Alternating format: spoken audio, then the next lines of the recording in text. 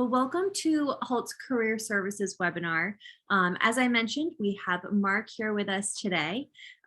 This session will last about 25 minutes or so, where Mark will discuss his role with careers, how he ended up at Hult, how he's interacted with students, and then also how careers will be able to assist you when you end up at Hult. If you have any questions, please input them into the chat function. We will allow time for a live Q&A at the end of the session. So any questions that you have, that's why we're having this, make sure to input them in the chat function. I'm going to hand this over to Mia now. Awesome, Mia, thanks, Brooke. you can take it from here. Great. So hi, everyone. Welcome to our Career Services webinar. My name is Mia. And as Brooke mentioned, I am the enrollment advisor for our postgraduate students in North America. And I'm also a student in our executive MBA program. And one of the most, asked questions that we get from students is, how does my career advisor play a role throughout my journey at Hult? So who better to hear from than our Boston MBA career advisor, Mark, who will tell us a little bit about himself and then walk us through the journey that he goes through with his students. So Mark, take it away. Sounds good, Mia. Thank you. And thank you, Brooke. It's nice to meet all of you. And I hope someday to meet with you in person. On campus, whether you're attending the Hult in the Boston campus or anywhere, one of our multiple campuses and visiting us. I am, as Mia mentioned, the career advisor to all MBA students in the Boston office on the Boston campus. And we have somewhere around 150, 160 students with some new students joining this as we continue along through the year. I joined Hult this past summer after leaving a consulting firm, a boutique consulting firm where I was a partner at a career coaching firm. My role in the last 5 or 6 years at this firm was to career coach senior executives, the C-suite executives, if you will, the top of the house, whose companies have supported them as they left that organization. Most often it was through a merger or an acquisition or downsizing. And the company would pay them a severance and also pay for them to have a service with us. After being there for 11 years, working with professionals at all levels of the organization, I moved to this level, was dealing with the C-suite, which was very intense work. But my 15 years working at that consulting firm really not only allowed me to hone my skills as a top-notch career advisor. In fact, I'm not bragging, but it's actually in my LinkedIn profile that on my review a couple of years ago, the CEO of the firm said that I was one of the top career advisors in the United States, one of the top 3 career advisors, and they had me serve on a panel in Washington, D.C. But the way, through COVID and whatnot, and through the vintage of my age, if you will, I decided to leave the firm and start my own private practice. And it was then that Hult started recruiting me. They saw that I had left. I had interactions with Hult in the past. I've actually had several clients land at Hult. One as a professor, one as a human resources executive in the Education First. And so I've known about Hult and been really impressed by Hult. I wasn't looking to have a full-time job. As I say, I started my career, I started my own private practice and got clients. But the more I spoke with folks at Hult, I thought, you know what, I'm going to go on campus and have a meeting. And as soon as I stepped on campus, and I was so impressed with everybody I met and the layout of the campus and the cafeterias, and there's actually a couple of pubs on campus, I thought to myself, you know what, this would be a great capstone to my career, if you will. I've always been a teacher. I've taught at all levels of companies and higher ed and high school and junior high school as well, which you can see on my LinkedIn profile. But what I bring to the campus and to my students is not only those skills I've honed as an executive career coach and a career coach of anybody, but it's really a vast and wide and deep network of business connections that I have throughout every single industry you can think of with my work prior to Hult. And that is now proving to be beneficial where appropriate, I have to say, to my students, because we've gone through the whole first semester, worked on their resume, got them focused as to what's their career trajectory look like, what have they done in the past that they want to leverage, because they are MBA students, and so the average age of our student population this year is 31. So to think about their past experiences, and they made a big decision to leave their jobs, to resign from their jobs, if you will, to come to the United States and to plug in to an international business school and to receive their MBA. So many of those folks, my students, want to replicate some of the things in their past, and another bunch want to eliminate things in their past and take this opportunity perhaps to reinvent themselves. So we spent a lot of time in the first semester on assessments and looking at the market and where would they plug into the job market. And now, though, we're past that and past the holiday, everybody's got their resumes ready. We're fine-tuning their LinkedIn profiles. And many of the students are applying for internships that begin in the spring, and I'll talk a bit more about that. But we're all really gearing up for not only their academic journey, but for their career journey. And so for me, having this corporate background really adds great value to these students when they say, this target company is one I'm looking at. And I say, okay, I know that company pretty well. Let's talk about why it might fit for you. And then, if appropriate and possible, sometimes I can make introductions to people within the company so that they can have the internal view of that organization and how they started there.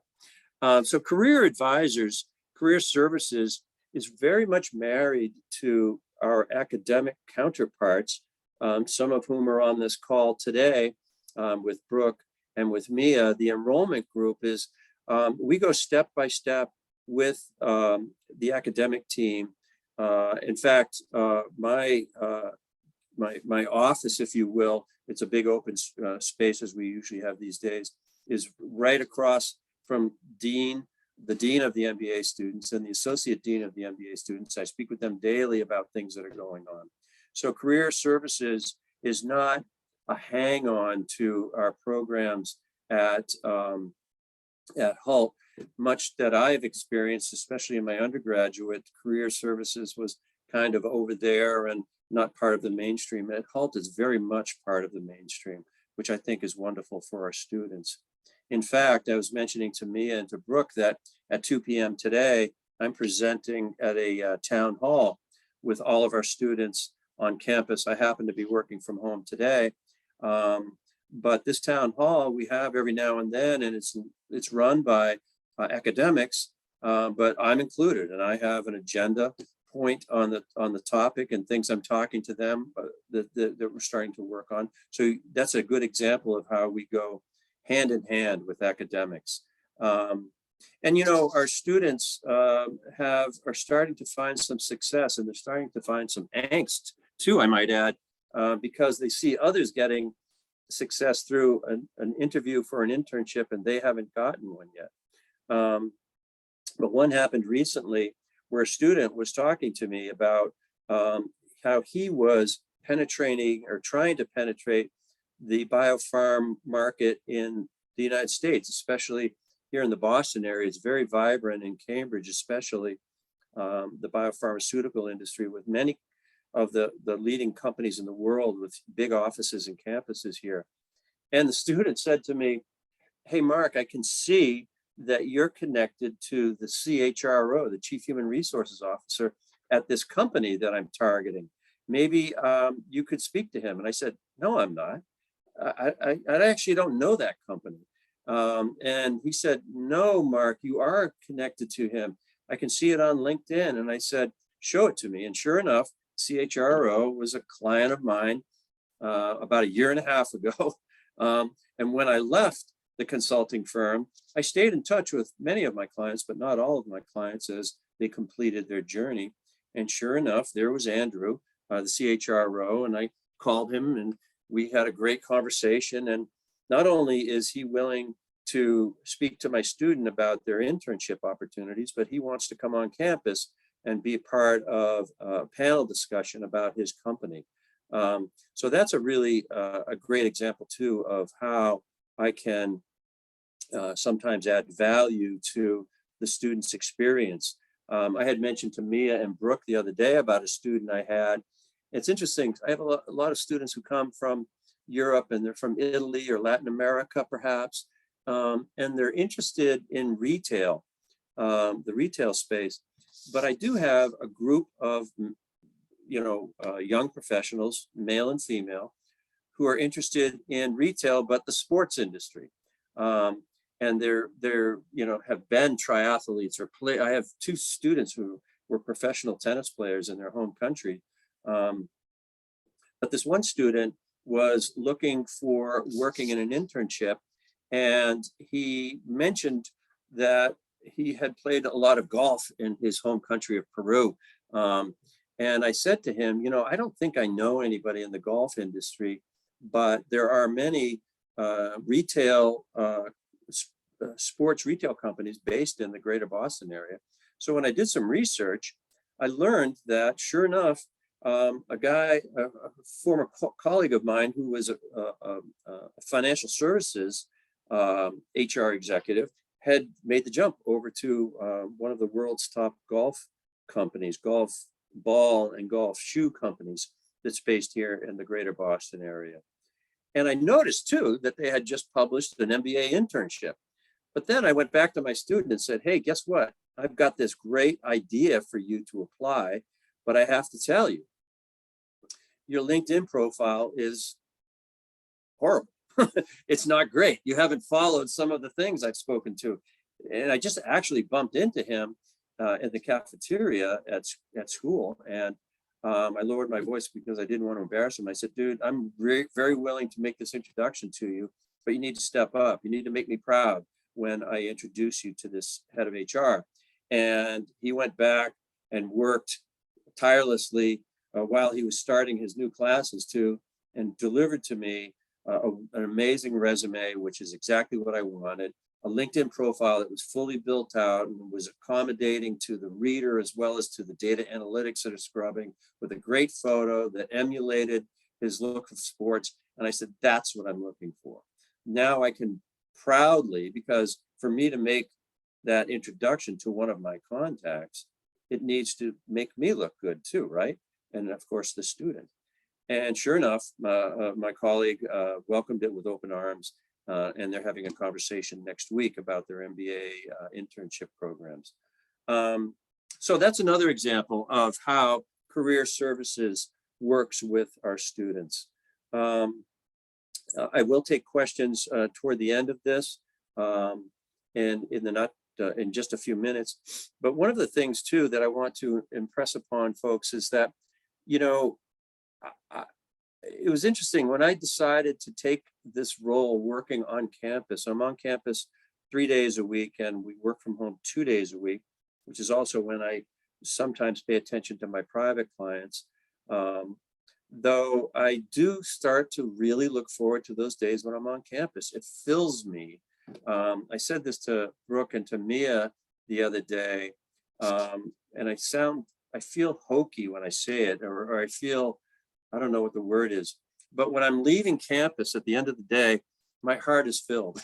That's what I said to them. And that's what it makes me feel funny, because they're so grateful to me. They're so thankful for the advice that I provide.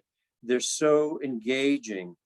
They invite me to lunch. One of the students had her boyfriend visit from Italy, and she said, can you please meet me at the Little Lingo, which is the cafeteria pub on campus, today at 4 o'clock. And I said, yeah, what's up? And she said, just meet me there. And she wanted to introduce me to her boyfriend. And, it's these relationships that we come upon each other.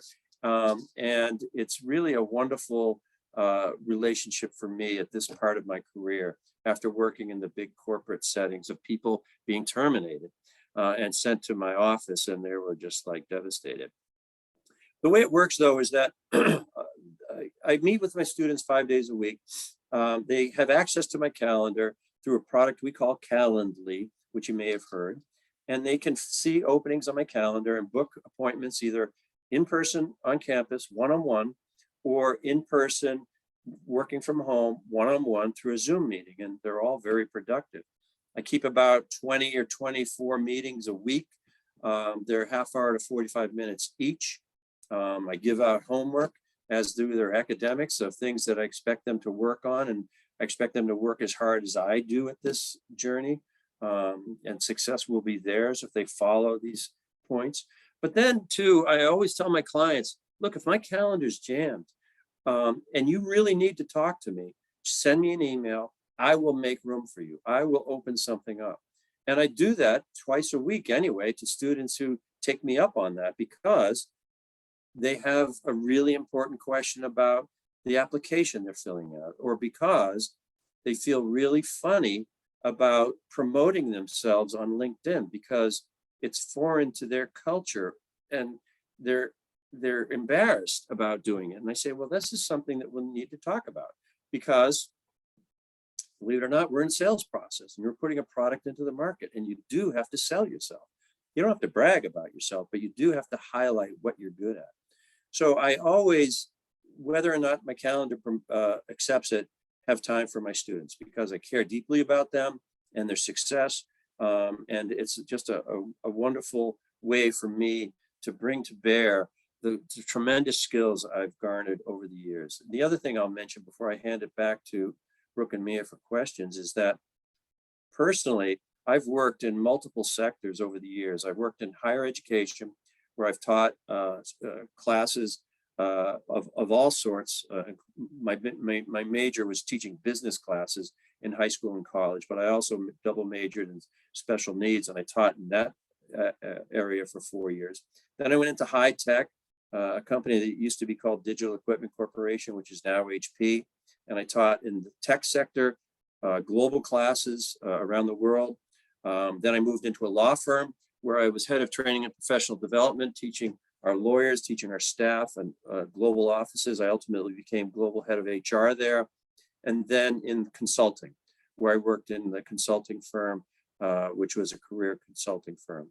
And so it's with those vast industries that I bring to bear, as well as my experience coaching executives and professionals from all over. So it's 20 past 12 or so, Brooke and Mia. What are we up to next? Yes, thank you so much, Mark. And in all honesty, this makes me want to start an MBA all over again and have you be my career advisor.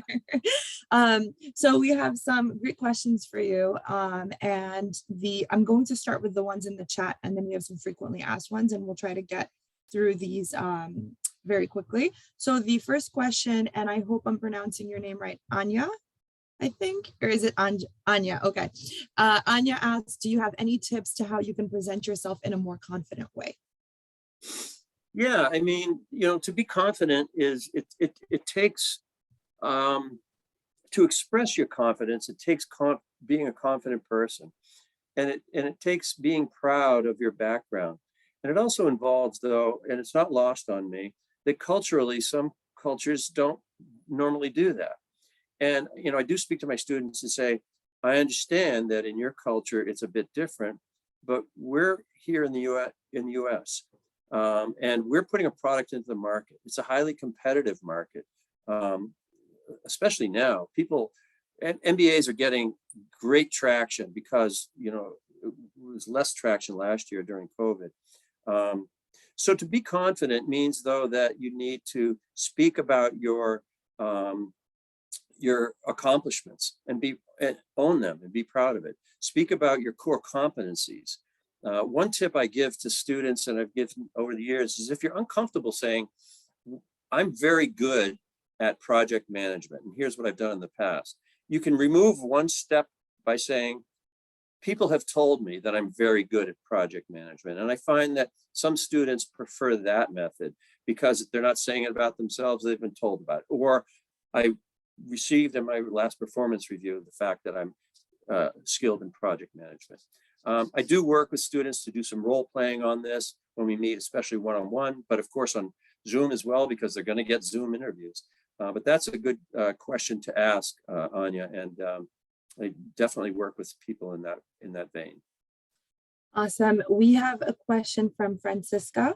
Are there frequently scheduled meetings with the career advisors, or how does it work? And I also want to add to this one, a frequently asked questions that we have. Is there a maximum amount of times a student can meet with you, or say they want to meet with you weekly? Is that possible? Yeah, good question, Mia. I don't encourage folks to meet with me weekly because I always say to them, and I've been saying it a lot since we came back to campus, although not all students are on campus yet. They have until the end of the month to be on campus.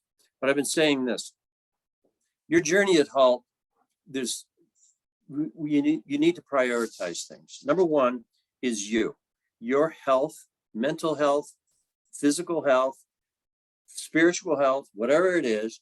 Your health is number one, okay? Number two is academics. You need to show up in the classroom, show up on time, do your work, and do the best you can. And number three is careers. I try to put it that way, although I did say earlier we're on equal stand, but I want to make sure that they realize that they have access to me, not just this year, but throughout. You know, going forward, I will help them as they're looking for jobs next fall when there's a new cohort of MBA students coming in. That's my commitment, but it's also Hult's commitment. Yes, Mia, they do say up front that you have the opportunity to meet with your career advisor 4 times throughout the course of the year, one-on-one meetings. I don't believe in that rule. and I've told, folks at Hult, I say, I'm here when you need me. I think once a week is a bit much because, again, those priorities, I want you to focus on your academics. I've had students meet with me so far since September 8 or 10 times, and that's fine. I've had other students who haven't met with me yet, although I'm going to ring their bell at the town hall at 2 p.m. Boston time and say, hey, some of you I haven't heard from, I need you to show up here so I can help you. But the way they do it is that they schedule online. Sometimes students just stop me in the hallway and say, hey, Mark, any chance we can meet today? And I say, well, my calendar's full, but before I leave campus, how about a cup of coffee down at Lingo Cafe? And I'll make time for those students. I always tell my students that if my calendar's jammed, I've mentioned this to you before, and you can't find anything, drop me an email or drop me a text and we'll make it happen, hopefully that day. So that's generally that answer to that question, Mia and Francesca. That's amazing, Mark. I to this day will always say it amazes me how our career advisors are so flexible, and really you can see that they prioritize the students and really want the best for them. So that's very heartwarming. We have a question from Kush. What are some of the best ways to network outside of the usual networking events and conferences? Yeah, so one thing we've found is, and it's thing number one that I mentioned to students when they say, I want to learn more about the healthcare industry. And I say, okay, let's come up with target organizations that you're looking at. And of course, in Boston, we're spoiled to have amazing hospitals like Mass General and Brigham and Women's and all the wonderful hospitals.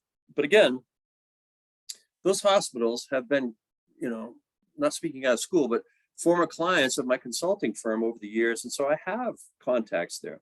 So my starting point for that is I say, let's look at on LinkedIn and look at Hult alumni that work at Mass General Hospital. And then we identify people who are in the MBA or MIM or different practices, programs on campus. And then there's a really interesting person who works in talent at Mass General. And that's a Hult alumni. That would be a great conversation. So let's try to have you try to connect with that person. So that's one form of networking. We do a great job at Hult too, although many of them are virtual right now, in networking and having people come on campus or virtually come on campus to present to us from various companies. So we'll have pharmaceutical companies and have 4 people there. And I encourage them to really follow up with those people from a networking standpoint. They sometimes are Hult alumni, but many times are not. They're just interested in, having access to good talent. So they made the choice to come to us. So you should make the choice to go to them and network, connect with them on LinkedIn and have conversations. That's something we expect from folks that show up on campus. But the best networking, I think, happens when you least expect it. When you're in line at, okay, we're in Boston, so at Dunkin' Donuts, and you're trying to get your morning coffee and donut, and you pay attention to what's going on around you, and you hear conversations. And if you hear somebody say Brigham and Women's Hospital, to talk to them and say, hey, actually, do you work there? And they say, yeah. It's that notion of conversation. And to an earlier question, a little bit of confidence to say, I'd love to, have a conversation with you. And they say, yeah, here's my name, connect with me on LinkedIn. I'll tell you what I know. So it's very casual. And I might add that, I've only had 4 jobs or 5 jobs in my career because I dig my heels in and stay very long. But half of those came from a conversation in line for a cup of coffee.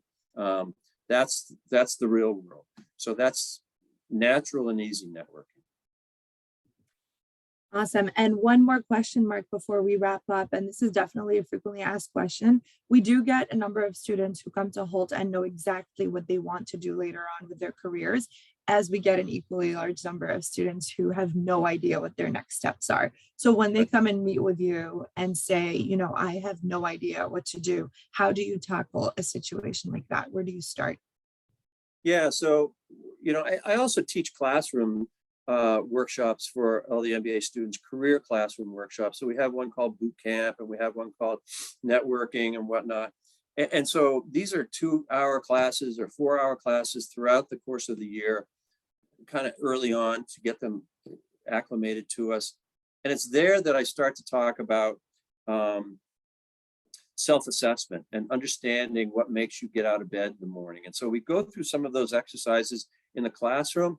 And then the students carry that over and sit down with me and say, sure, that was helpful, Mark, but I really don't know, it sounds funny, but what I want to be when I grow up. And so I have over the years helped people, reinvent themselves. An attorney who came to me as a partner at a law firm and said, I didn't get into this work world by my own choice. It's how my parents launched me and where I ended up staying, and now I'm 45 years old and I don't know how I got here. So I've really helped tease out and do self-assessment conversations with my students. Sure, I have some exercises that I give them and say, rate these skills, rate these interpersonal skills, rate these management skills, and tell me where you come out. So we have some data. There's also, of course, online self-assessments workshops or products that you can use that we have on our My Hult Careers website.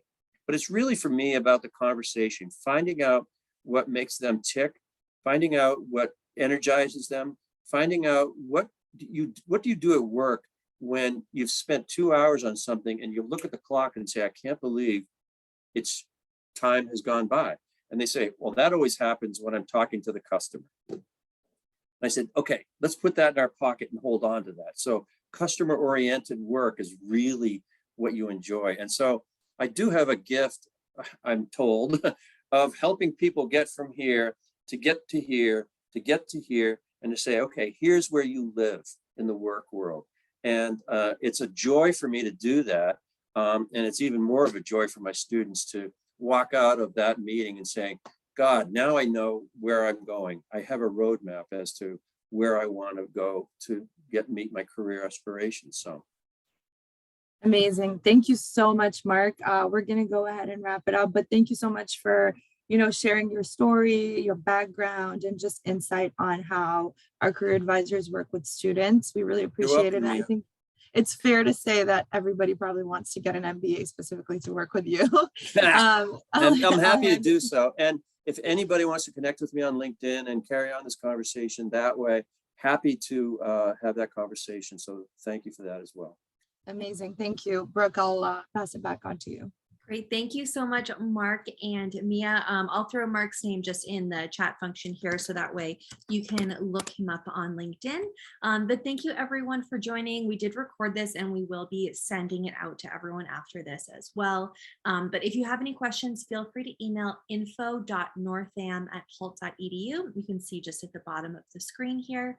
Connect with us on social, or if you want to attend any of our other events with alumni, current students, more career services members, you can go to hult.edu/events. So thank you so much for joining, and thank you again, Mark. We really appreciate it.